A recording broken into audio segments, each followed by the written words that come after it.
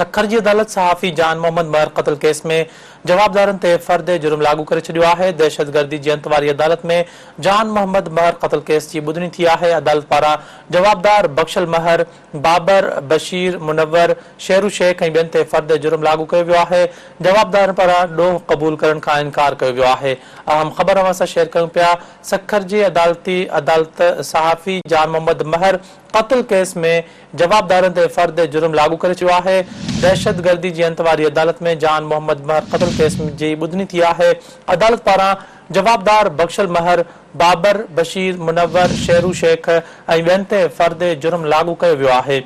जवाबदारनि पारां ॾोह क़बूल करण खां इनकार कयो वियो आहे।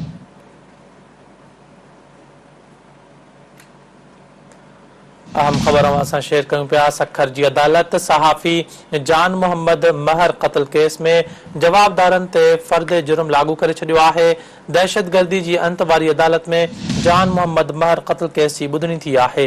अदालत पारां जवाबदार बख्शल महर, बाबर, बशीर, मुनव्वर, शेरू शेख ऐं ॿियनि ते फ़र्द जुर्म लागू कयो वियो आहे। जवाबदारनि पारां ॾोह क़बूल करण खां इनकार कयो वियो आहे।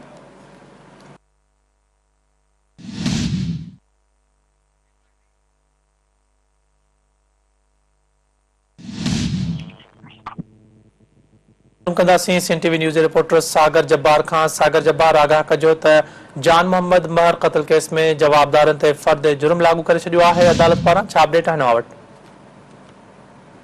जी 11 महीना गुज़रण बावजूद भी शहीद सहाफ़ी जान महर जे खून सां इंसाफ न थी सघियो। दहशतगर्दी तौर अदालत शहीद सहाफ़ी जे क़त्ल केस में जवाबदार खिलाफ फर्द जुर्म लागू करे छॾियो। अदालत मौजूद जवाबदारनि पारां क़त्ल जो ॾोह मञण खां इनकार करे छॾियो।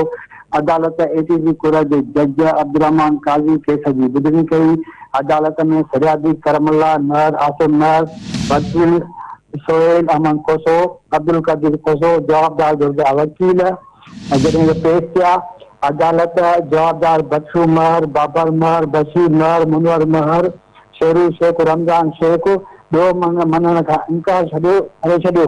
जॾहिं त जेके मुख्य जवाबदार आहिनि पुलिस गिरफ़्तार करण में